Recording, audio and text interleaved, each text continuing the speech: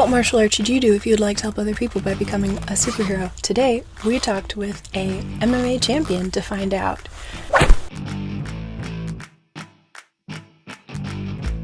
Hi there, folks. Welcome back to Becoming a Real Life Superhero. I'm Jen, and this is Pistachio, and today we're here with Master Sergeant Calvin Cunningham. Tell us a little bit about your martial arts background, actually, and tell us a little bit about the promotion. That's really exciting. The promotion was awesome. They were actually trying to do it before I got to Korea, but I declined it only because I felt like I needed more reps, I needed more experience. And I know once you get promoted, you can't go back. So I wanted to kind of enjoy the last little bit of time as a brown belt. But martial arts, so I actually only wrestled 2 years in high school. 1 year I was horrible. The next year I went undefeated, went to state, went to nationals. I had the right mentor in the right place telling me the right thing, so it worked out. Joined the military. Did a couple combatives tournaments, won those. Started training when I got to Missouri, and I accidentally injured one of my teammates who had a fight coming up, and we were close to the same weight class. So I took his fight on short notice, and I actually won. So I was like, all right, this is my gig. So the transition in martial arts, though, was I basically was a ground person, but as I got further along in competition in the higher skill levels, that wasn't enough, so I had to venture out and do striking as well. How many years of experience do you have total with ground fighting? Because I know it takes a very long time to become, for those of you who aren't familiar, it takes a very long time to become a black belt in jiu-jitsu. So what's your total years in jiu-jitsu specifically? So specifically, probably about 9 years. When I was doing MMA, I was still kind of doing catch wrestling, or more of like more of wrestling with knowledge of submissions. It wasn't jiu-jitsu specific, like you couldn't get me in a gi. But again, as I progressed, I was like, hey, I really need to learn technique. I'm not going to be young, strong, and athletic the rest of my life. So I had to learn a lot of technique. So about 9 years. Wow. So then your total combined, how many years of training then? Close to like 13 years. And then now you're going to South Carolina to teach in to teach in the gym where you used to train, right? You're going to be one of the black belt teachers. Yep, DeepWaters Jiu-Jitsu. It's in Columbia, South Carolina. I was with them ever since I was a newly promoted purple belt into black belt. So that's phenomenal. Done fights with those guys, combatives tournaments, jiu-jitsu tournaments, super fights. So absolutely, got a lot of experience with those guys. So what got you, because I mean, a lot of people get into martial arts or combatives and are interested in it, but what got you to stick it out and make this, now a career? Now that you're getting out of the Army, this is going to be your career. What kind of inspired you to do that? Just learning and helping people. There's been so many people that I've actually trained with who just their confidence. They would come into the gym and they're super shy. They were kind of keeping to themselves. In about 6 months, they're outspoken. They're very confident with their bodies, with their mind. And watching somebody that you've trained with get their hand raised for the first time in competition, that sold me. That's awesome. Yeah. That's really, really cool. Yeah, basically giving somebody some tools that they can actually use. And again, it's the confidence thing. There's so many people who walk around with so much doubt. They have no belief in themselves, and then you see them do something that they thought they could never do. That sold me. I think I noticed that especially for women. A lot of women, different places that I've traveled to do women's health programs, places where there isn't a sustained even like sports presence for women. Women tend to be a lot more shy, a lot more like feel weak and feel like they can't do stuff. Places where you have more and more sports, and then where you have more and more martial arts in particular, your ladies tend to become much more outspoken and like feel like they can do something for themselves. I think it makes apart from the physical advantages, there's an amazing emotional change. What advice would you have to somebody who's looking to get into a martial art and doesn't know what to choose and where to start? I know obviously you're partial to jiu-jitsu, but looking at striking versus ground game, especially in street fighting, what would be kind of your recommendation for things for people to think about? So my number one question when somebody says they want to train in any discipline, I'm like, all right, what's your end game? What's the initial goal? Are you doing it to get in shape, build your confidence up, compete, just learn something that you plan on never competing in? One of your friends recommended it to you. Once I figure out what they're actually doing it for, is the direction we go in. If it's competition, the main thing is you have to go to a gym that has credentialed people. There's so many McDojo people out there that will just sell you a boatload of crap and get you hurt, or try to advance you along. Oh, you're the next biggest thing. And then once you go pro, you can't go back amateur. And if you start losing as a pro, nobody wants to sign you. Nobody wants to pay you anything. So you just get beat up for like peanuts, basically. If you're doing jiu-jitsu and you just want to stay in good shape or whatever, go to a traditional jiu-jitsu gym. If you want to compete in jiu-jitsu, go to a gym that has a competition class, and they also have credentials, like, oh, we have X amount of people who've placed at IBJJF or super fights or anything like that. And then again, just like any gym or any training partners, you have to build that trust to begin with. The very first time we trained together, regardless of what you would tell me, there's a little bit of that, hey, he's probably gonna try to hurt me. But after we roll, you're like, oh, you know what? He's actually trying to help me. So you have to go with people who are going to build that trust. If you ever feel uncomfortable with where you're training at, then it's probably not the best place to be at, regardless of their credentials. And it's okay to just be like, hey, you know, I'm not good with this. I'd rather go train somewhere else. I think that's an amazing point, especially for something that can feel as vulnerable as something like jiu-jitsu. I think it's a little bit less vulnerable, a striking martial art. So people who've had like a past assault, I usually recommend that they start with a striking martial art. Right.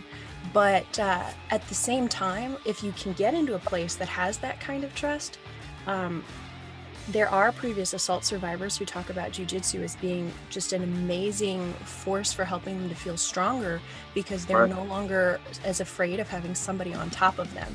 But I think what you said about the emphasis on like making sure you feel like you feel safe with those people. I mean, I think that's super, super important. I mean, that's awesome piece of advice for somebody whose main goal is they'd like to be able to help, you know, other people in bad situations. Like if they're you know, if they're going out to bars and they see something happening to somebody and they want to protect somebody, they want to be somebody who can, you know, if a peaceful resolution doesn't work, they can defend their family or their friends or somebody else in a bad situation. What would be your kind of main advice for the kind of training they should seek out? Besides, of course, that they need to diversify, they need to have a good ground game, they need to be able to, you know, strike. What other advice would you give them? That and knowing ranges. All right, so with every martial arts, there are ranges. The three main ones is long, medium, and near. And again, with any martial arts, you need to recognize those. So again, a lot of these street fights that happen or assaults that happen, it's because distance management was not obtained. They're like, all right, cool, I'm just here hanging out, got my back turned to a big group of people, and somebody like grabs them around the neck. I'm not saying be on guard everywhere you go, but if it's not a familiar place and you don't have the right people around you, right people, I mean people that you trust, then you kind of have to keep your head on the swivel a little bit. You see people kind of getting a little too close to your space, then it's okay to just kind of move out. But as training goes along, then you'll recognize that space. You're like, all right, cool, this is in projectile distance. Somebody can throw something at me. Somebody can spit at me, yell at me, throw a drink in my face or something. Then that medium range is like, all right, well, cool, they can punch or kick me, possibly grab me and headbutt me or something. The near ranges are they can clinch me and take me to the ground. So again, it's all about distance management. A lot of assaults happen when you're at almost like a choke point. You're in between a bar and the dance floor, and that's that small area. And then, oh, well, this is a good place to fight. Where are you going to go? Where's your exit at? If you can't recognize that, then you're probably going to be bad off to begin with. But that's the biggest suggestion. Any martial arts is no distance management. Can't hit what you can't reach. You can't take down that's stuff that's not in hand reach. So you have to keep all that stuff in mind. Oh, that's phenomenal. I love that, because that's so like common sense, but it's like we don't make these kind of things common sense in our, you know, everyday everyday life. I think people don't think about that, especially they go into a crowded bar. Everybody's like right up in their space. It's like you could get stabbed and you wouldn't even know who was stabbing you. Most of the time it's because of convenience. We are creatures that like to be in a comforted space. So perfect example, you go to Walmart, everybody wants to get that close parking space. It's okay to have a space in between you and the next vehicle. So if I get trapped in between a van and my vehicle, that's prime opportunity for somebody to assault me. But if I have a little space in there, they're like, I gotta get out, I gotta reach, I gotta expose myself to the elements, cameras. They probably wouldn't do that as easily. That's phenomenal. Do you think that body posture also has to do with that kind of convenience, looking for an easy target? Absolutely. 100% agree with that. I'm not saying you don't have to be the baddest person in the room, but if you walk in a room, your posture's pretty good, you make eye contact with anybody that's around initially, they're going to be like, oh, this guy's serious. This girl's serious. But yeah, posture, body language, and then again, people limit themselves by doing certain actions. Most guys, I'm not sure why they still do this. Maybe they don't want to get blood on their clothes. The first thing they want to do is take off their shirt if they're getting in a fight. If you take off your shirt, there's nothing to grab, so they're going to hit you. Leave your shirt on. You could probably use it as a tool to choke somebody. Or if you leave your shirt on, they're going to grab you first. Stuff to think about. Oh, I love that. I love that point. That's another thing that I wouldn't think about. I know for sure with a lot of the things that we recommend for women for preventing assault, both as a sexual assault medical forensic examiner and just that's been one of my focuses over the last 10 years, is that the importance of what you just said, like making eye contact and standing up straight and different kinds of things, because not that you don't deserve to be attacked, man or woman, because you're slumping and you look shy. It's just, so it's not your fault if that's who you are and you got jumped, but right. This is what people are looking for. People who try to attack other people usually are cowards, or they want to make themselves feel big. They're going to attack somebody who looks smaller. Yeah, I love that point that you're making. When it comes to selecting not just where to train, but specifically which martial arts to start with, and I know this is where we might offend some people, but what are your favorite martial arts that somebody should pick and draw from? I know obviously jiu-jitsu is going to be one of your main favorites. What else did you like, especially as you did some of the striking stuff in MMA? What martial arts do you like to draw from? I know you've also done some judo stuff too, because there's some judo throws and other kinds of things in what you've done. Let's go down the list of your favorites and offend everyone you don't put your favorite on there. We'll start at the top. And the only reason I say jiu-jitsu first is because a dominant wrestler can get submitted. And no matter what age, weight, gender, anything. I've trained with people that have been close to 70 years old that could strangle you. Kids, they come there and they'll learn easily. And with jiu-jitsu, for the most part, in my personal opinion, it's not a young person's game. When I was doing MMA real heavy, the older I got and the higher I got up in weight class, or not weight class, in skill level, the younger folks were right on my heels, and their recovery time is a lot better. They're faster. They're more athletic. I won most of my fights by tricking them with veteran moves. Not necessarily outclassing them with stand up or anything like that, or jiu-jitsu. But and jiu-jitsu is like human chess. I don't care how strong you are, how good a shape you're in. If you can outsmart somebody, you can win in jiu-jitsu. So I love that. It's like putting together a human puzzle. Next is Muay Thai. I love it because of the diversity in strikes. I'm not knocking kickboxing by any means, but there's limits to kickboxing. It's not a lot of knees and not a lot of elbows. With Muay Thai, there's knees, there's kicks, there's different ways to check the kicks, there's different ways to block the elbows. Simple things like if I'm going to elbow you and I squeeze my fist together, a lot of people are like, oh, that's strong. I'm going to elbow you. But when you squeeze your fist together, it exposes this muscle, not the blade of your bone. When you elbow, you open your hand all the way and it exposes this whole bone right here, and it's easy to cut somebody. So Muay Thai is definitely the next one. Then I'm going back to the ground with wrestling. Wrestling, if you have a good base and you understand body placement, movement, position, and it's where I started, you'll go far. And one thing I feel that wrestling has over everything else, and I'm not preaching this, I'm not selling this, but they thrive in the uncomfort. You got to cut a lot of weight. You get no glory. There's no belt systems. There's nothing but the grind. And I really appreciate that about wrestling. And again, it's a good base. If you look at all the MMA champs in the higher organizations right now, wrestling's a part of it. I think Israel Adesanya is probably like one of the only straight up strikers that there is. And he's gone back to Atos out there in San Diego to do a lot of his ground stuff, because he knows, hey, he's not good on the ground. He's going to get submitted sooner or later. Boxing is like, if you're trying to make money, great, cool, go box. I'm not really big into the head trauma, but it's good for foot placement and learning distance. Again, that goes back to distance. Sambo is like on the rise. It's kind of a mix. Krav Maga also is really on the rise right now. A lot of people like it because of its reputation, right?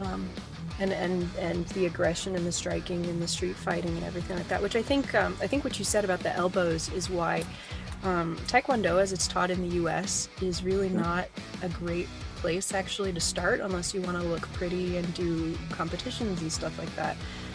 That's what my black belt is in Taekwondo. And it, like, you can't, it's not a good, like, all-around martial art because it lacks that. It lacks, like, I need to kick for the knees, or I know how do I use my elbow. It lacks a lot of the realism in the U.S. I trained with a Korean 9th Dan who pioneered the special forces striking in Korea, which was called Taeguk. And Tukong Taekwondo is a different beast, and I have a lot more respect for that. But by and large, a lot of those, like you said, McDojo places are not a good place to start if you are like sure if you want to do it because you want to like lose weight, or you want to like do pretty competitions. That's one thing. And Wing Chun is kind of similar. Wing Chun is absolutely gorgeous and beautiful. Maybe not as practical to be flipping over people and flying in the air while you're fighting somebody in a limited bar space. So it's like these are not bad things to learn, but I like that you're kind of emphasizing like the practical. Same kind of like boxing isn't like a bad thing to learn, although I think as a medical professional, I think it's not a great idea. My grandfather was a boxing featherweight champion in Denmark. Okay, like I respected, but same thing, like head trauma, not so good. So it's kind of like look for something practical, and then also something maybe that fits your body type, would you say, or like the area where you are. Do you think that geography and body type have a role, and if so, I'd be curious to see what kind of things you'd recommend somebody to just start out with, based on different body types or handicaps, or based on where they live. I'm wondering if you so when it comes to body types, most martial arts, you can find a way to make it work.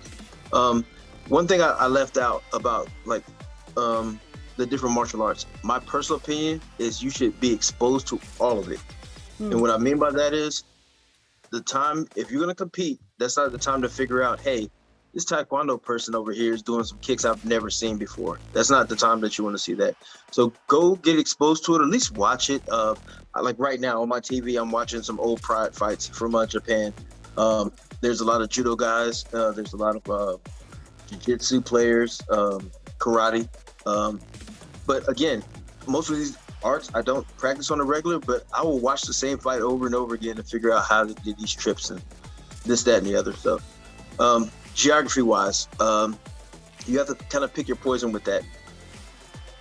When I was in South Carolina, I would drive 45 to an hour one way 2 times a day to go train at a specific gym. And that was because of I was getting ready for competitions, and I knew I needed to go to these places to get the work I needed. Everybody was like, "Hey, you're psycho. When are you sleeping?" But as soon as I won, they understood. They were like, "Hey, you know what? I get it now. I've seen you ride a bike from one side of the post to the other in the rain, snow. I tried to give you a ride when I could, and my personal opinion, that's part of your journey. That's part of your story. And with every martial arts, you should have a story. The people you come in contact with, the things you learn, the way your life has changed. So that goes back to geography. A lot of people, again, they want comfort. Oh, I have a school, like right now, I have a school that's probably 5 minutes down the road. Not knocking them in any way, shape, or form, but I know if I want to get the work that I need, I have to go elsewhere. If you're the best person at your gym, I'm not saying that you shouldn't train there. You should definitely help them out, but at the same time, you shouldn't be the biggest, baddest person at your gym. You should go somewhere where you're going to get tested every time. That's where you're going to make your money with martial arts, and it'll keep you humble. A lot of times people, they'll get promoted to whatever status, and they get a little complacent or cocky.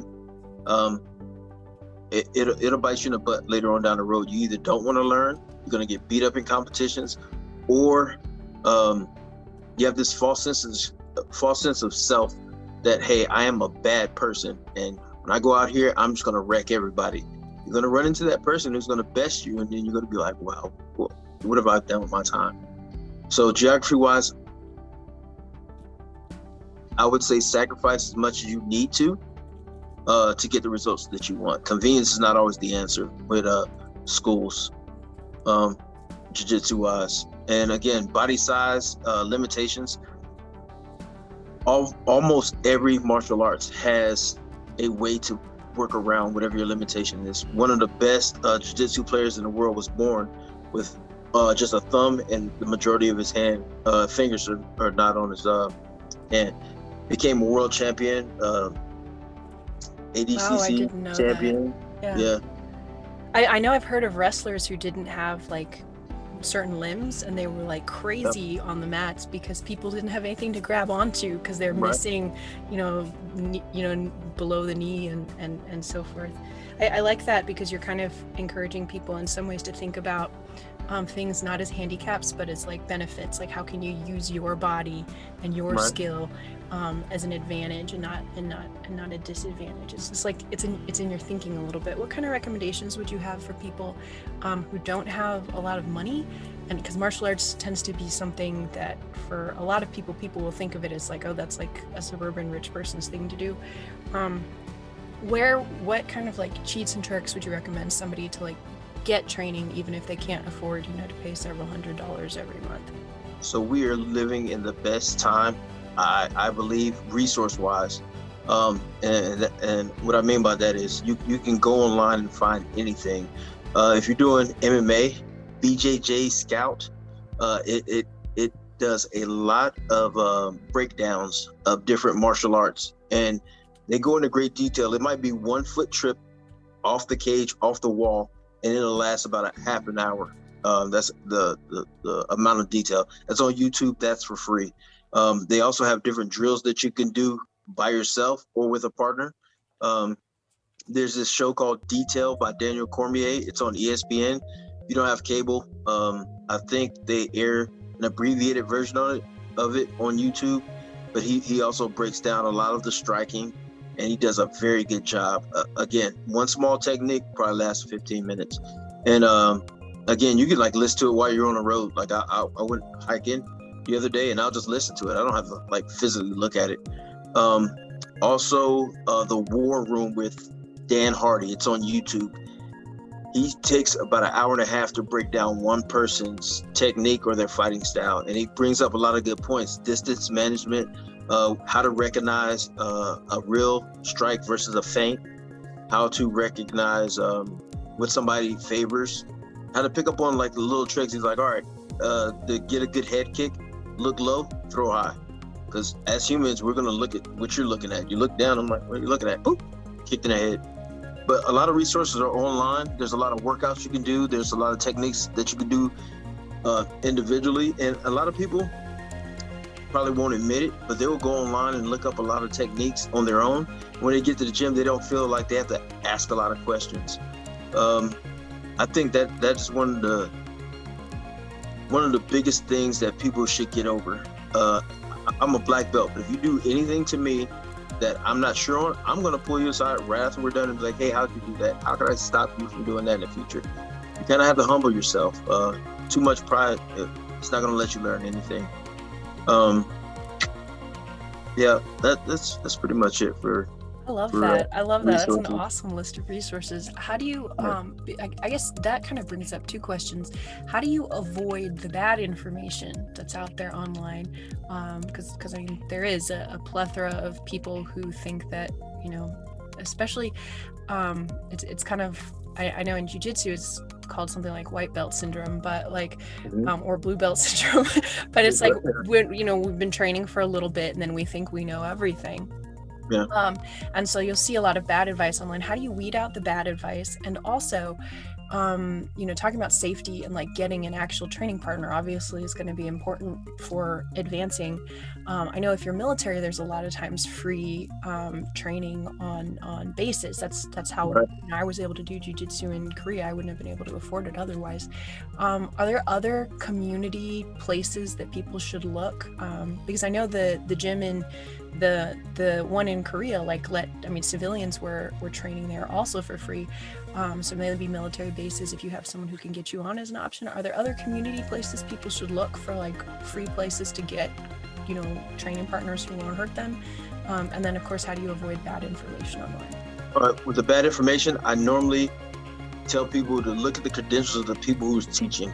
And right now, again, you could Google anything. You can Google what I ate for lunch yesterday. Somebody probably has it somewhere. But credential-wise, somebody's like, I'm a black belt. Under who? And it normally has their lineage. Then I look up, all right, well, what competitions have you done? And then I'll look at the reviews, because people will go in reviews and say, hey, this person's a jerk. They're arrogant. They're mean. They're great. They're awesome. It feels like a home environment. On every website, for the most part, they will put the schedule of training. My suggestion is always, if you want to test out a gym before having to pay for it, go there and be completely transparent on an open mat day. Open mat, and you've been there, open mat, there's always going to be somebody who's going to be like, hey, you going to roll? Be transparent with them. Like, hey, look, I just started. I got a bum shoulder. I don't know anything. Please don't wreck me. Most people will be like, all right, cool. Well, let's figure out what we can do. And they will let you work. Once they let you work, they're like, all right, cool. Well, here's a habit that you're doing right now that you probably shouldn't do, and it'll help you out. And then go from there. You kind of build that trust. But again, communication. Everybody wants to go to the gym and be tough and, oh, I took their best shot. You don't have to do that. You can go there and be like, hey, today's not my day. My shoulder's been bothering me. My feet hurt. I'm old and my knees hurt. Hey, look, just stay off of this. Let's go ahead and work a little bit. Can you show me that trip that you did the other day in class? And another thing that some people do now, which I think is awesome, they'll set up a camera and they'll watch it. Because I could tell you right now, hey, you're posting on your arm in the wrong manner. You're locking your arm out. In your head, you're like, I don't think I'm doing that. But if you watch it, it's facts. I mean, ooh, do you think you'll ever use that as a distance teaching technique? Absolutely. Like have someone record themselves and then you critique them? Absolutely. That's something you might offer in the future. 100%. That's a really great point. Me and a couple of the guys were doing it in Korea. Actually, we'll go to Dan's house and train, and they'll record it, and then we'll sit around. Instead of watching a movie, we'll watch that. It's like, hey, what were you doing here? Oh, I was actually kind of collecting your arm underneath you so you couldn't post on it. They're like, oh, well, how did you do that? Well, I reached under your armpit, grabbed you by the wrist, and pulled it to your waist. And they're like, oh, well, how do I stop that? And then it's just a conversation that goes on and on and on. And then when we train again, then I really can't get them in it as easy, or I can't get them in it at all, which is frustrating. Then I'm like, all right, I got to come up with some new tricks.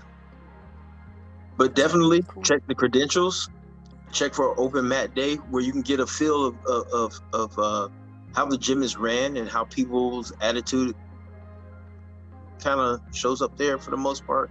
And one other thing too is always try to find a good training partner. And what I mean by that is somebody that's gonna hold you accountable. You're like, hey, I'm gonna go train tomorrow. And you don't show up. Then I'm like, hey, man, like, where are you at? Like, what's up? Oh, well, I had to go shopping. I was there by myself, and it'll keep you going. Because a lot of people, if you don't have that, you go to the gym every once in a while, like, nobody's going to miss me. I'll take today off. And today turns into a week turns to a month, and you quit. But if you have that accountability partner, and most of the time you've heard it before, we just talk trash to each other, and you don't want to hear them talk trash about you not showing up. You can take getting beat, but not showing up is probably not so fun. So accountability people like Sam, me and him train here every once in a while, and he'll hit me up and say, hey, look, what are you doing tomorrow? I'm like, nothing, what's up? People like, all right, let's train. I'm committed to it now. I have to show up. Yeah, because otherwise they'll say things about you. No one likes that. Yeah. No one likes that. Are there any very, I know we've already taken up a significant portion of your time. Are there any kind of last things, or before I say that, I'm going to ask one more question before I ask my last question. Okay. And that is, are there any like small, easy things that you would recommend somebody who knows nothing learn? Like, what would be the first 3 techniques that you would recommend? And I know you don't have a lot of space to demonstrate there, but just the 3 quickest techniques that you would recommend somebody think about and start to try to learn and start to get good at, okay, as they're getting into trying to take care of other people. One is a collar tie and wrist control. So again, that goes back to the space. If somebody is advancing on you, I personally believe that if we're in hand reach, I need to control the situation. It's my grips or no grips. If you grip me, I need to disengage because you already won. Every move in jiu-jitsu or self-defense it starts off as 0-0. If you get one grip, it's 1-0 now. You're ahead of me. I'm playing catch up now. I have to get to 1 before I can get any type of advantage. So what I like to do is do a collar tie, and that's basically cuffing my hand behind your neck, placing my forearm down the center line of your chest. So you have to beat this arm now to get to me. Controlling the outside wrist or bicep with my hand on the inside. So now if you're trying to punch me from this side, you can't do it because I'm controlling your bicep and your wrist. This hand right here, if you try to punch over this side, the only thing I do is lift up my arm, and it's going to slow you down. It's not the end all be all. You could probably still touch me up a little bit, but it's not going to be that blunt force trauma that's going to drop. It's just going to be like, oh, like in the movies. That's definitely one.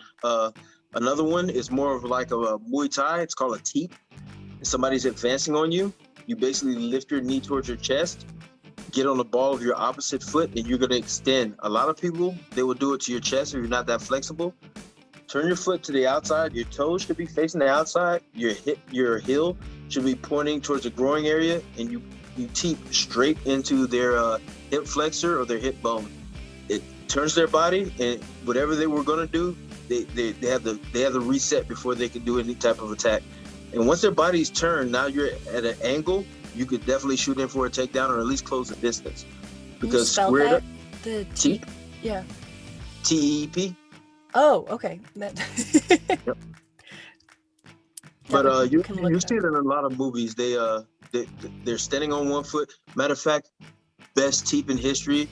The scene in 300 when he kicked him in the hole. Best teep in history. This is Sparta. Best teep. 100%. Another thing is actually blocking, and a lot of people they want the glory. They want to be able to strike somebody first. They want to hit somebody. But if you don't know how to defend yourself, then you can get that hit and they can hit you back, and they might be a harder hitter, and now you're down and you become viral on YouTube. You don't want that. So always try to keep your arms close to your chest. I don't want to extend it too far. I want to keep my fist about thumb level away from my eyes, so I can still look in between it, but I have room to react. Parrying is like pretty easy. So as the punch comes, I just change the trajectory of it. I'm not swiping all the way down, because if I swipe all the way down, I'm still exposed. Only thing I'm doing is just coming in, is I want to slap down and then come right back up. So it's going to just change it. I might still get hit a little bit, but it's going to be a grazing shot versus a straight up shot. And I'm definitely moving the whole time. I'm not doing the cool guy stuff. I'm keeping it very composed. I'm looking through my binoculars the whole time. I'm right here, and then if I'm striking, I'm definitely get my hand right back. So if I leave it out there, admiring my work, somebody's gonna come right over the top and crack you. So it's like whoop, whoop, right back. Those are the main things. Distance with a collar tie, and you control the bicep or the wrist. And again, they have to beat this forearm to get to your body. So as long as you keep it down in the middle, you're good. Only time I would lift it up is if I feel like they're trying to throw a strike over the top. And again, you can control them. You can turn their body, trip them, judo trips, a teep. That's very good if you're tall. You got strong legs. If you got heels on, go ahead and throw that teep out there, and they're going to be famous for it. And again, defense when it comes to striking. Most people could take body shots, but taking damage to your face, it's not going to work out good for you in the future. That's phenomenal. Thank you so much. Thank No you so worries. much for taking the time. Are there any last things that you would recommend people to keep in mind if they want to be a good Samaritan, and that's why they want to do martial arts? Any last things that I haven't asked that I should have asked? Yes. Trusting the process. Some people, they will go there for a month and feel like they're not getting any better. And they get frustrated. They don't want to learn. They want to do it their way. They just want to quit. Trust the process. With any martial arts, I guarantee day 1 would lose to day 30. But again, you're living inside your own body, so you don't realize it. You're going to get better. If you see somebody get promoted in front of you, great. Congratulate them. Train with them. You'll get your time. Sometimes it'll go fast, sometimes it'll go slow. But at the end of the day, that's their journey. Your journey is what it is. I was a white belt for a long time. But then, How many years? At least 2.5. And again, some people, they get promoted a lot faster because I was doing a lot of competitions. I was winning tournaments, I was winning fights, and they're just like, hey, look, you're sandbagging, so we got to promote you or whatever. But everybody's journey is different. There's some guys like, I'm not going to say his name, but he trained with us in Korea. He got his blue belt like maybe a week or so before he left, and he had been a white belt for like 6 years. But his journey was a little different. People didn't take into account. He had a surgery. He was out for a while. He was deployed. He couldn't train. He didn't take it real serious. He only picked it up when we kind of got stuck there in Korea for a while. So then he got his roses. He got promoted the way he wanted to. But again, everybody's journey is different. Because there was one incident where somebody else got promoted. He just kind of had this look on his face. And I knew what that look meant. So after class, I was like, hey, let me talk to you right quick. And I was like, hey, I seen the look you had, but that's their journey. I mean, this other individual was doing competitions, teaching classes. His attention to detail was a lot better. His skill level was better. He actually did things that he needed to do to advance. I can't do a whole bunch of cool guy moves and skip the basics, because without the basics, you're not going to get to the next level. So the main thing is trust the process. Don't rush it, because as soon as you get promoted, you have to compete in that level. If you go pro as a mixed martial arts, you can't go back and be like, oh, never mind, I want to be an amateur. So just enjoy it while it's going. Go do stuff. Go train with different gyms. Definitely try to compete if you want to. If you don't, set realistic goals. Be like, hey, I want to lose X amount of pounds. I want to learn this discipline. I want to try this technique. I've never tried it before. Just expose yourself, be vulnerable, and trust the process. The journey is awesome. I love it. I wouldn't change anything about it for myself. I can't speak for anybody else. That's phenomenal. Thank you so much. Is there anything that you're doing, or a website or anything else that you want to promote, or where people can follow you? DeepWaters Jiu-Jitsu is the gym that I'm going to be working at when I get out of the military.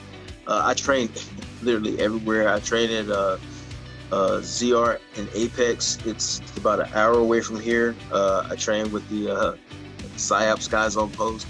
I train in South Carolina at this place called Swamp Fox. It's in Florence, South Carolina. Great competition class. You'll get 20 rounds, 10 rounds of gi, 10 rounds of no gi, and you'll be ready for any type of competition doing it with those gentlemen. And everybody there at that gym is super nice. Two main gyms I train at are Swamp Fox and DeepWaters. perks about it is they have an all-female class if you don't feel comfortable going to the male competition class, but it doesn't matter what your gender is. If you want to show up for the all-male class and you're a female, you can show up. They don't care, and everybody treats you like family. You come in and you're limping and like, hey, what's going on? If you have a piece of tape on your thumb, they're gonna ask you, is that there for support or are you injured? And they'll make sure that even if they're gonna give up a position because they're not attacking that, they'll do it.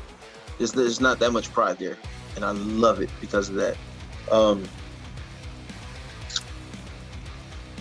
And Swan Fox is the same way. We actually train at both gyms. They have multiple world champions. They're awesome. They'll hook you up some their rash guards and stuff. So it's good all around family environment, and everybody's nuts. Everybody loves to train all the time. 5 a.m. late at night. They love to train. That's awesome. Thank you so much again for giving us your time and a little bit of your expertise. I know that normally it costs a lot of money to get expertise from a jiu-jitsu black belt for half an hour. So I very much appreciate that. Oh, you're always welcome. And I know everybody who watches this is going to really appreciate that. We have in our Become a Superhero community a lot of jiu-jitsu fans or people who used to do jiu-jitsu and wish that they were doing jiu-jitsu right now. And so I know this is going to get people fired up to think about what they're doing in training. And thank you, viewer, for joining us. There's going to be a link to a workbook very soon that you can use while you're coming up with and thinking about what plans you should be making for what you should learn and how you can best help other people with your body. There's one more thing I would like absolutely. to... Hop in. I'm sorry. I just thought about this too. No, it's awesome. The more the better. And if you used to do any martial art and you're kind of thinking about getting back into it, just go jump back into it. Some people feel almost embarrassed. Oh, I used to train a while back. I'm still a white belt. Go back. You're never too old to go back. You don't have enough limitations to not train. It's just time and what you do with it. So if you're thinking about, hey, should I go back? I'm telling you, if you hear me, go back and train. Go back and train. That's Earn awesome. those donuts. Just get it done. I think also along those lines, people should, I think people's insecurity will sometimes cause them to fake up their credentials or whatever when they go to a gym. I've heard somebody come in and the coach asked them, hey, how long have you been training? Because he wanted to get an idea of his experience level, and the guy hadn't trained in a year or two, and the guy had only done about 2 years of training, but the guy didn't want to put a number. He didn't say hey, I've done 2 years, which is what the coach wants to know so he can help you. He was like, oh, a lot. I'm just that's the most useless. Don't be useless and arrogant. Just be honest about what you have so that you can get better. You can't get better otherwise. You just get back in. I love that. Get back in there. And even if it's not every day, just go. Just go. Thing is telling me that I have to interview you, but I already know that. I'm already interviewing at this exact moment, in fact. That's awesome. Yeah, absolutely. Thank you again so much. I think that's no problem, Jen. Great closing encouragement. And I will stop the recording.